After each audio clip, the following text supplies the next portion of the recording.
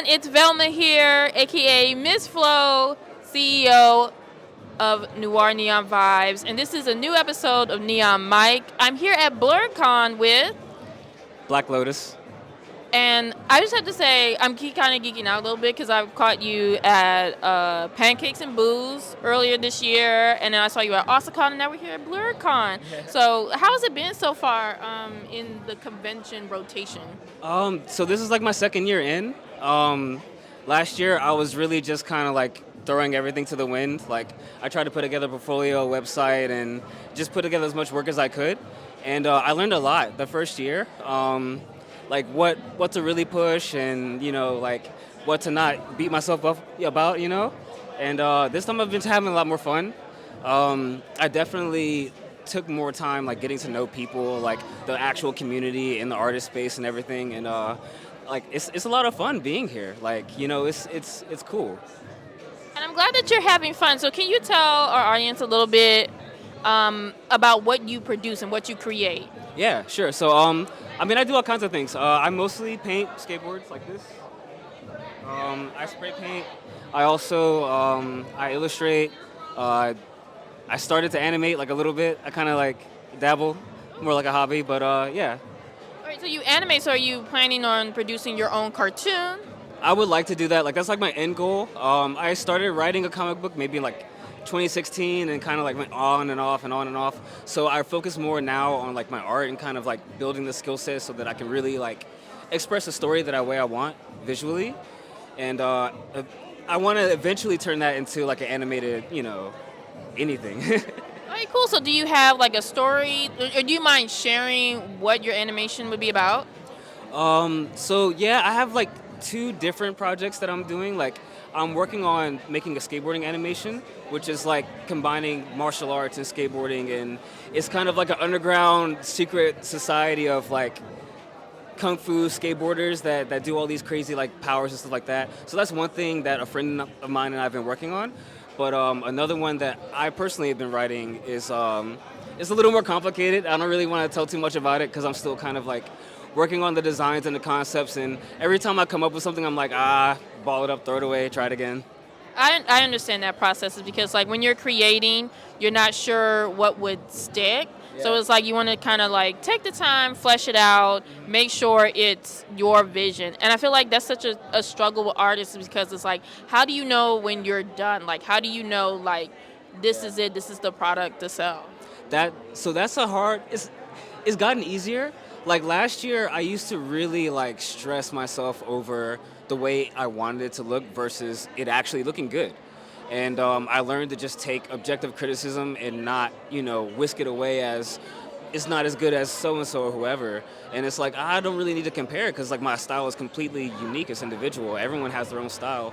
And I kind of took more of what I was good at and expanded on it instead of trying to like match what other people are doing and really like getting insecure about it. So no, like I have more fun with it now. I stick with like what I'm actually passionate with, which is skateboarding, which is like, martial arts, anime, comics, all that stuff. And I combine it in a way that allows me to express myself.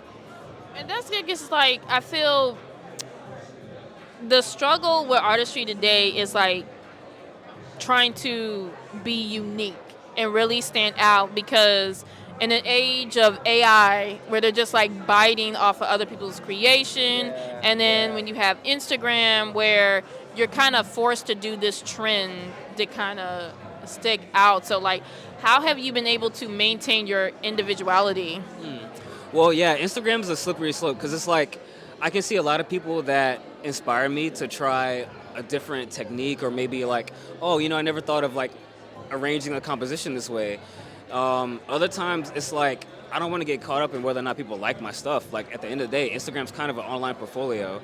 I don't want to think about how I need to make content. Like I'm already drawing. That's already what I'm doing. Like I have content. I don't need to necessarily always put it out there. I don't need to go online for the sole purpose of having something to put up there. So I really focus more on actually drawing something because I want to, because I like to. And I kind of use it in different ways, whether it's a sticker, whether it's just a design that I think is cool. Everything on the internet kind of comes after the fact. Like most of the people that I think buy my work or support me aren't even really on social media like that. So yeah. So it's good that you're finding your niche art audience. I want to know, like, since you're in art and I'm a teacher, so I always like to shout out like other teachers, especially those the visual art teachers. Like, who was the teacher that really helped you find your style and really like push you to this career path? Oh, that's interesting. I had a two-dimensional design teacher. I took a couple classes in college, and he was someone that said an artist is someone. It doesn't matter what medium, you know. It's about expressing yourself. You can draw, you can paint, you can whatever it is. If you enjoy doing it and you feel like you're have a creative outlet, then it's art. It's cool. So I kind of like put that mindset towards skateboarding, like a lot of different tricks, a lot of different obstacles, like the way every skater has their own style, you know? Like a kickflip is a kickflip, but a kickflip from Paul Rodriguez looks different than a kickflip from, you know, like Tony Hawk. So, for example, like it kind of becomes like something you really can make individual, like yourself, but you can also share it with a collective group. So you can have a community. You don't have to feel alone, but you can also be yourself. That's good. I had a quick question. Like, this is kind of random. Yeah. Did you play the Tony Hawk skater game? That's exactly how I got hooked into it. So it's really a funny story. I never actually owned the game. I never owned the game. I played a demo disc back when Pizza Hut used to do the demo disc for PlayStation. I'm dating myself, but it used to have like Crash Team Racing and Final Fantasy VIII and Ape Escape, and I would like cycle through those and Tony Hawk Pro Skater and just like not sleep for the weekends. Yeah. I got it. I was like, I played the game on Dreamcast. Yeah. I got to it like, will I ever get on a skateboard? Absolutely not. I value my health, but like looking at your stuff, like I have students that are like heavy into skateboarding and will probably spend their SYP money like getting your board. And I mean, again, your art looks so amazing. Like, look at the detail here. This I saw the animation for this. It's like that was a draw. Sorry, spoils alert, but this was a draw. It was a draw. This is a perpetual battle because Yeah. it's like, you know, unstoppable force and movable object, something like that. It's like who's gonna just walk away from it first. That's basically it. But people always thought, okay, he stabbed him in the face. Oh man, but it's like you know that just pisses Hulk off, right? Right. Like this is not, he's not winning. Like this is him in a corner. Right. It's like it's technical knockout. Yeah. That's probably what we're gonna get from that mashup for sure. Exactly. What's next in your journey as an artist? Wow, I have no idea. I'm just kind of like going with the wind. Like I didn't really expect to keep expanding, but we'll see. I want to do like actual shows, like actually paint live and do like demos and skate and like have ramps and stuff and like I don't know, man. We'll see. Well, that's cool. And oh wait, do you actually skateboard yourself, or do you? I do. Yeah, I've been skateboarding for maybe about 20 years. Oh wow! So what parks do you go to? Are you like in DC, I'm in DMV? Silver Spring. So I mean, I skated DC. I've skated all over the DMV. Yeah. What's your favorite skate park? Ooh, I don't know. I mean, I don't have just one. Like, yeah, I don't know. I like because there's spots. It's like a DIY spot. It's in Kensington. I go there because it's close to where I live. But I also like I like Shaw because that's like a relatively newer park in DC, and like a lot of people I know go there. I like this park called Shrimp Town a lot in Sykesville. It's really chill. It's got the nice bowl. It's a really scenic area. So yeah, I could go on. All right, okay, so let me ask you this: do you prefer a skate park, or do you prefer like just the street? Okay, street spot. It depends because some spots are really mellow and like there's not a lot of traffic and people and you can really like just have a good session and just be chill. Like Freedom Plaza, for example, is an excellent street spot. Like people can just be there all day, skate, and it's been there for like generations, you know. And then there are some parks, like my hometown park in Mississippi, that's probably where I would want to go to just because, like, that's the town where I started skateboarding, and I even met Tony Hawk there. Like, his foundation actually built that skate park in Oxford. And, yeah, he went there for his secret skate park tour in, like, 2006, and I saw him then. And I was like, oh, yeah, this is, like, sealed my fate. Well, so what made you want to, like, come to the DMV?